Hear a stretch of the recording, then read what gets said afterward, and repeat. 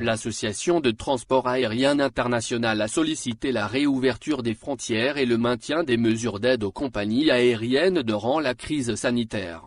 Selon le directeur général et chef de la direction de l'Association de transport aérien international IATA, Alexandre de Juniac, le maintien de la fermeture des frontières n'est pas la seule solution afin de prévenir la propagation de la pandémie de Covid-19. La protection des citoyens doit être la priorité absolue des gouvernements. Mais trop de gouvernements combattent une pandémie mondiale en s'isolant, croyant que la fermeture des frontières est la seule solution. Le directeur de l'IATA a également souligné qu'aucun gouvernement ne veut importer le Covid-19.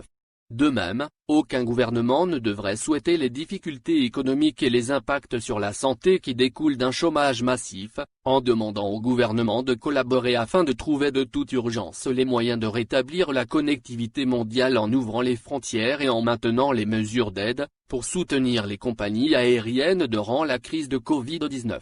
Toutefois, un spécialiste dans le domaine de l'aérien a expliqué qu'il était impératif de trouver les moyens outre la suspension des liaisons entre les pays, afin de diminuer les risques de la propagation du virus. Dans la mesure où nous ne détenons aucune information sur la durée de la pandémie, il nous faut trouver les moyens de nous adapter à la situation.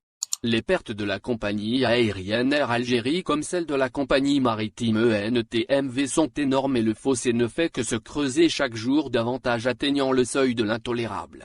Il y a vraiment péril en la demeure. À noter que la Direction générale de l'aviation civile française a annoncé environ 4,4 millions de passagers en 2019 entre la France et l'Algérie. Plus d'un quart de ces voyages a été effectué en été et ces chiffres ne prennent pas en compte les liaisons maritimes.